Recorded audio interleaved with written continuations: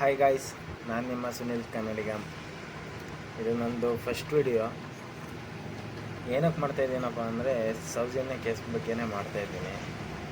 ನಾವು ತುಂಬ ಮುಂಚೆಯಿಂದನೂ ಸೌಜನ್ಯ ಕೇಸು ನೋಡ್ಕೊಂಡು ಬಂದಿದ್ದೀನಿ. ಎಲ್ಲ ಯೂಟ್ಯೂಬ್ ಚಾನಲ್ಗಳಲ್ಲೂ ಏನೇನು ಹೇಳ್ತಿದ್ದಾರೆ ಫಸ್ಟಿಂದನೂ ನೋಡ್ಕೊಂಡು ಬಂದಿದ್ದೀನಿ.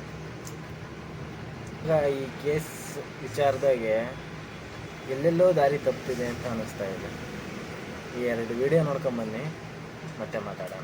ನಾನು ಈಗಷ್ಟೇ ಸಮೀರ್ MD ಅವರ ಹೊಸ ವಿಡಿಯೋ ನೋಡಿದೆ, ಸಾಕ್ಷಿ ನಾಶ ಅಂತ. ಈ ವಿಡಿಯೋ ನೋಡಾದ್ಮೇಲೆ ನಾನು ಕನ್ವಿನ್ಸ್ ಆಗೋಕ್ಕಿಂತ ಹೆಚ್ಚಾಗಿ ಕನ್ಫ್ಯೂಸ್ ಆಗಿಬಿಟ್ಟೆ. ಯಾಕಂತಂದರೆ ಸಮೀರ್ ಅವರು ಹೇಳ್ತಾರೆ ವಾರಿಜ ಅವರು ಸೌಜನ್ಯನ 5 ಜನಗಳ ಜೊತೆ ಒಂದು ಫಾರ್ಮ್ ಹೌಸಲ್ಲಿ ನೋಡ್ತಾರಂತೆ. 2 ದಿನ ಆದಮೇಲೆ ಸೌಜನ್ಯ ಕೊಲೆ ಆಗಿದ್ದು ವಾರಿಜ ಅವ್ರಿಗೆ ಗೊತ್ತಾಗುತ್ತಂತೆ. ಆ್ಯಂಡ್ 1 ವರ್ಷ ಆದಮೇಲೆ ಅವರು ಒಂದು ಬಾವಿಲಿ ಬಿದ್ದು ಸಾಯ್ತಾರಂತೆ.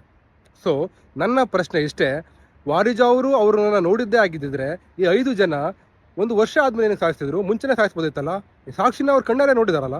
ಎರಡನೇದು, ಈ ಥರ ವಾರಿಜ ಅವರು ಸೌಜನ್ಯನ 5 ಜನಗಳ ಜೊತೆ ನೋಡಿದ್ದಾರೆ ಅಂತ ಸಮೀರ್ಗೆ ಗೊತ್ತಾಯ್ತು. ಸಮೀರ್ಗೆ ಯಾರು ಹೇಳಿದ್ದು? ನಂಗೆ ಅರ್ಥ ಆಗ್ತಿಲ್ಲ ಇದು. ಸಮೀರ್ಗೆ ಯಾರೋ ಒಬ್ರು ಹೇಳಿರ್ಬೇಕಲ್ವಾ. ನೆನ್ನೆ ಸಮೀರ್ ವಿಡಿಯೋದಲ್ಲಿ ವಾರಿಜ ಕಥೆಯಲ್ಲಿ ನನಗೆ ಕೆಲವು ಡೌಟ್ಗಳಿತ್ತು. ಆ ಡೌಟ್ನ ಕೇಳಿದ್ಕೆ ಕಮೆಂಟಲ್ಲಿ ಅಪ್ಪ ಅಮ್ಮ ಹೆಂಡತಿ ಎಲ್ಲಾರನ್ನ ತಗೊಂಡ್ಬಂದ್ರಿ. ಆ್ಯಂಡ್ ಇದೇ ಕಥೆನ ನೀವು ಪೊಲೀಸಿಗೆ ಹೋಗಿ ಹೇಳಿದ್ರೆ ಪೊಲೀಸಿಗೆ ಇದೇ ಕ್ವಶನ್ ಕೇಳ್ತಾನೆ, ಆಗ್ಲೂ ಕೂಡ ಅವ್ನಿಗೆ ಅಪ್ಪ ಅಮ್ಮ ಅಂತ ಹೇಳ್ತೀರಾ? ಈ ಒಂದು ಕಾರಣಕ್ಕೋಸ್ಕರ ಸೌಜನ್ಯಗಿನ್ನೂ ನ್ಯಾಯ ಸಿಗ್ತಿಲ್ಲ. ನಾನು ನಿಮ್ಮ ಪರವಾಗೇ ಇರೋದು, ನಾನು ಸೌಜನ್ಯ ಪರವಾಗೇ ಇರೋದು. ಆದರೆ ಒಂದು ಕಥೆಲಿ ಸಾಕ್ಷಿ ಇರಬೇಕು. ಆ ಸಾಕ್ಷಿ ಹುಡ್ಕೋಣ ಬಂದ್ರು ಅಂದ್ರೆ ಅಪ್ಪ ಅಮ್ಮ ಅಂತೆಲ್ಲ ಬೈತಾಡ್ತೀರಾ. ಎನಿವೇಸ್, ಸಮೀರ್ ಅವರು ಇನ್ನೊಂದು ವಿಷಯ ಹೇಳ್ತಾರೆ. ಗೋಪಾಲಕೃಷ್ಣ ಅಂತ ಒಬ್ಬ ವ್ಯಕ್ತಿ ಇರ್ತಾರೆ. ಅವ್ರು ಯಾರು ಅಂತಂದ್ರೆ ಬಾಹುಬಲಿ ಬೆಟ್ಟದಲ್ಲಿ ಸಂತೋಷ್ ರಾವ್ನ ಹಿಡ್ಕೊಟ್ಟ 5 ಜನಗಳಲ್ಲಿ ಒಬ್ರು.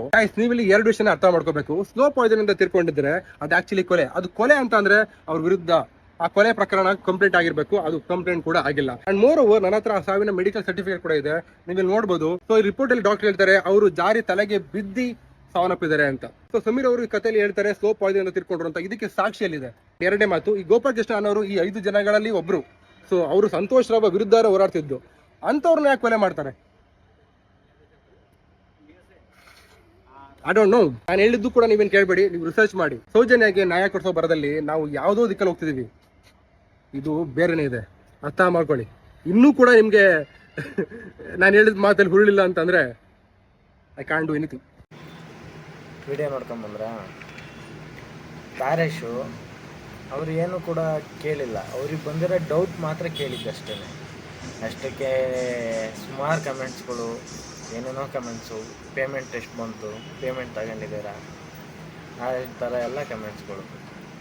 ಅವ್ರಿಗೆ ಬಂದಿರೋ ಡೌಟೇ ನಿಮ್ಮಲ್ಲಿ ಎಷ್ಟೋ ಜನಕ್ಕೆ ಬಂದಿರುತ್ತೆ. ಸ್ವತಃ ನನ್ನಲ್ಲೂ ಕೂಡ ಬಂದಿದೆ.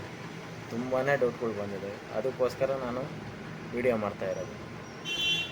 ಏನಪ್ಪ ಅಂದರೆ, ನಾನು ತಾರೇಶ್ ಅವ್ರನ್ನೂ ಫಾಲೋ ಮಾಡ್ತಾಯಿದ್ದೀನಿ. ಸಮೀರ್ MDನ ತುಂಬ ಮುಂಚೆಯಿಂದನೂ ವೀಡಿಯೋಸ್ ನೋಡ್ಕೊಂಬಂದಿದ್ದೀನಿ. ಕಾರಣ ಇಷ್ಟೇ, ಒಂಥರ ಥ್ರಿಲ್ಲಿಂಗ್ ವೀಡಿಯೋಸು, ನನಗೆ ಯಾರ ಸ್ಟೋರೀಸು ಇಷ್ಟ ನೈಟ್ ಹೊತ್ತು ಕೇಳೋಕ್ಕೆ. ಅದಕ್ಕೋಸ್ಕರ ನಾನು ಸಮೀರ್ ಅವ್ರದ್ದು ವೀಡಿಯೋ ನೋಡ್ಕೊತ ಬರ್ತಾಯಿದ್ದೆ, ಥ್ರಿಲ್ಲಿಂಗ್ ಆಗಿರೋದು ಅಂತ.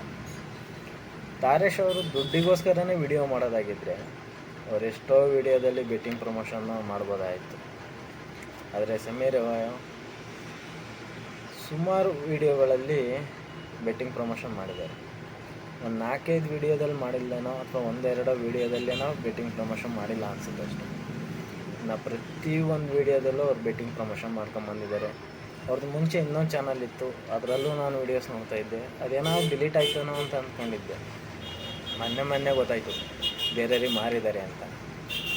ಇದರಲ್ಲೇ ಗೊತ್ತಾಗುತ್ತೆ ದುಡ್ಡಿಗೋಸ್ಕರ ಯಾರು ವಿಡಿಯೋ ಮಾಡ್ತಾ ಇರೋದು, ಸಬ್ಸ್ಕ್ರೈಬರ್ಸಿಗೋಸ್ಕರ, ಜನಗಳಿಗೋಸ್ಕರ ಯಾರು ವಿಡಿಯೋ ಮಾಡ್ತಿರೋದು ಅಂತ ಇದರಲ್ಲೇ ಗೊತ್ತಾಗುತ್ತೆ.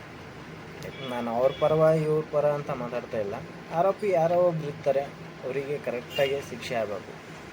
ಅದು ಬಿಟ್ಟು ಈ ಕೇಸ್ನ ಬೇರೆ ಥರ ದಿಕ್ಕಿ ತಗೊಂಡೋಗಿ ಬೇರೆ ಇದನ್ನೆಲ್ಲ ಮಾಡ್ಬೋದು. ಒಟ್ಟಿನಲ್ಲಿ ಆ ಹೆಣ್ಮಗಳಿಗೆ ನ್ಯಾಯ ಸಿಗಬೇಕು ಅಷ್ಟೇ.